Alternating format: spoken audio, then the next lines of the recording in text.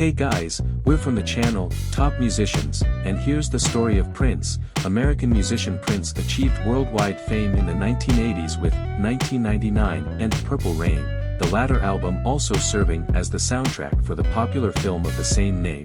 1958 to 2016, who was Prince?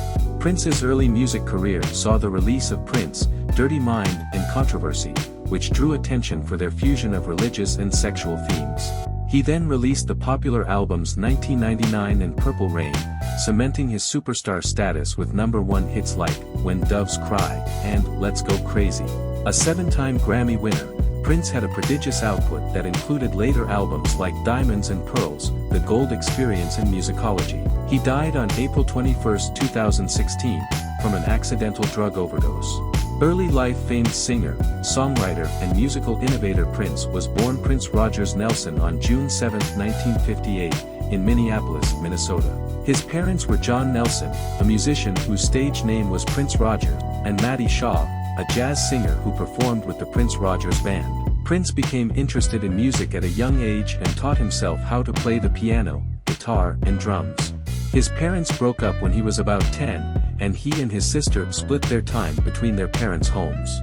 He eventually ran away and moved in with neighbors, the Anderson family. In high school, Prince formed the band Grand Central, later known as Champagne, with Andre Anderson, who later changed his name to Andre Simon, and Morris Day.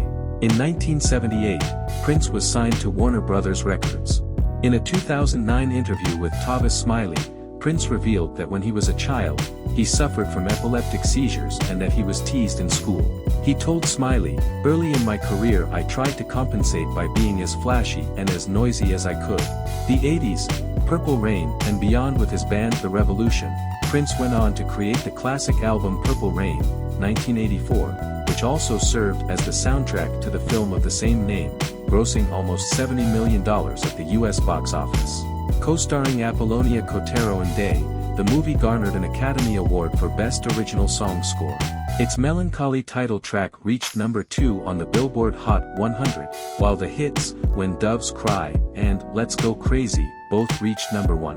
While Crazy readily joined the pantheon of wild, electrifying rock songs, Doves Cry had one-of-a-kind signatures, displaying an otherworldly meld of electronic and funk elements without a traditional chorus.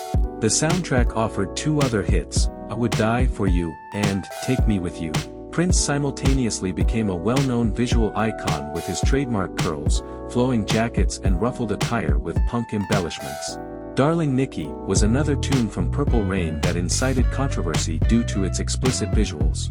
After Senator Al Gore's wife Tipper Gore bought the album for their daughter and listened to the track, she eventually pushed for albums to sport labels that warned parents of graphic lyrics.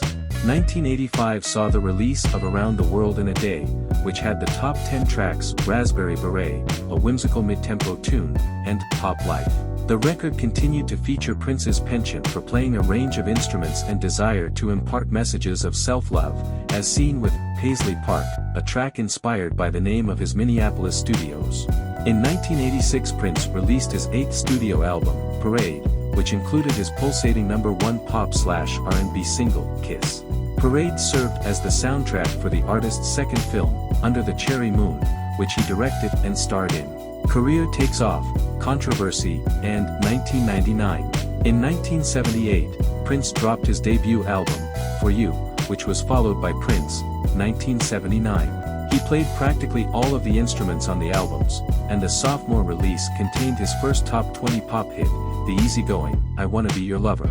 The critically acclaimed Dirty Mind dropped in 1980, consisting of material that was graphic in its exploration of sexuality and fantasy. Controversy, 1981, continued playing with the themes of its predecessor, as seen with the dance-oriented title track, which reached #3 on the R&B charts, as well as songs like Sexuality and Do Me Baby.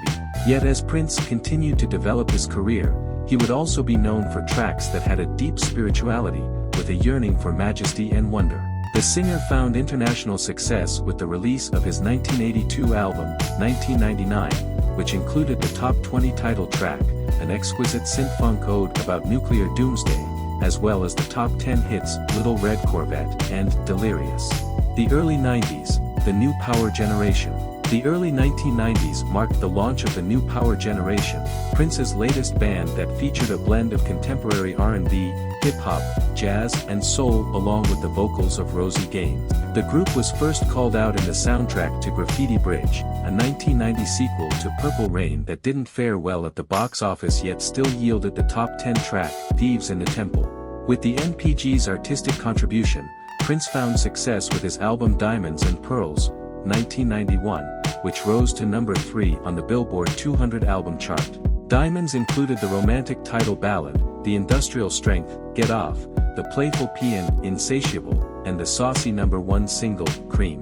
Prince's work with the NPG continued to unashamedly toy with ideas around sexuality, gender norms, and the body.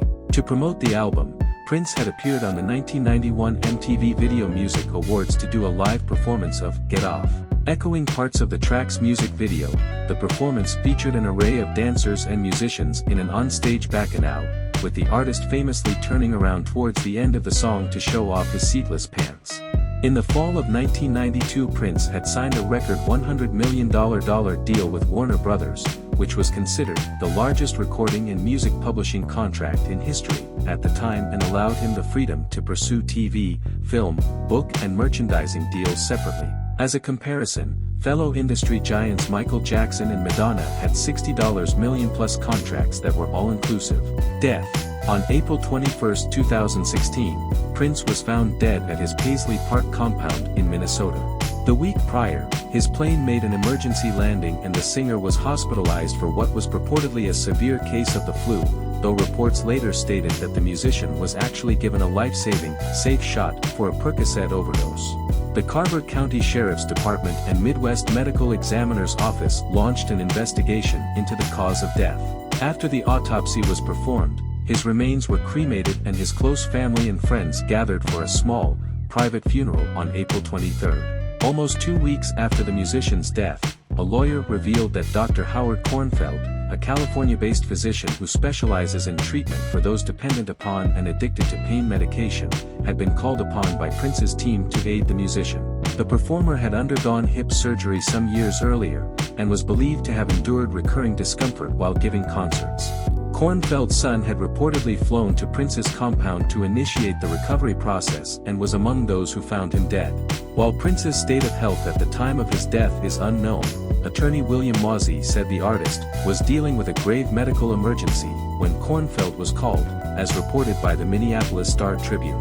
On June 2, 2016, the Midwest Medical Examiner's Office released results of its investigation, which determined that Prince died from an accidental overdose of self-administered fentanyl, a synthetic opiate. Tributes to a profoundly unique artist poured in from fans across the globe, as evidenced by impromptu memorials and celebrations of his work. With love especially hailing from the city where Prince was born and continued to live, thousands of mourners sang Purple Rain in downtown Minneapolis on the night of his death. His Minnesota home/studio, Paisley Park, officially opened its doors as a museum in October 2016. The following month, his first posthumous song, Moonbeam Levels, was released. Additionally, production began on a documentary about the singer's early years, entitled Prince, Are You Listening? On April 19, 2018, Carver County concluded its 2-year investigation with the announcement that no criminal charges would be filed in Prince's death. Attorney Mark Metz said that it was unknown who supplied the musician with the fentanyl-laced pills that killed him, and that there was no evidence that any associates knew he was ingesting such a dangerous substance. There is no doubt that the actions of individuals around Prince will be criticized and judged in the days and weeks to come, Metz said. But suspicions and innuendo are not sufficient in bringing criminal charges. Personal life. Prince was extremely private about his personal life and preferred to spend time at his Paisley Park compound, away from the celebrity spotlight. In the 1980s, Prince had a long on-and-off relationship with singer-songwriter Susanna Melvoin, the twin sister of Wendy Melvoin, a guitarist in Prince's band The Revolution. He was also romantically involved with drummer extraordinaire Sheila E. The two worked together on her albums The Glamorous Life, featuring the top 10 pop/R&B title track, and Romance 1600, showcasing the single, A Love Bizarre. On Valentine's Day 1996, Prince married backup singer and dancer Maite Garcia. The couple had a son, who was born on October 16, 1996, and died a week later from Pfeiffer syndrome, a rare genetic disorder. Prince and Garcia divorced in 1999. In 2001, Prince married his second wife, Manuela Testolini, who had been employed by one of his charitable organizations. Their marriage ended in 2006. After their divorce, he had a relationship with one of his musical protégés, singer Bria Valente. We are producing videos on Wednesdays and Sundays here on the channel. If you liked it, don't forget to leave your like and activate the notification bell to stay on top of all the news. I'll wait for you in the next video.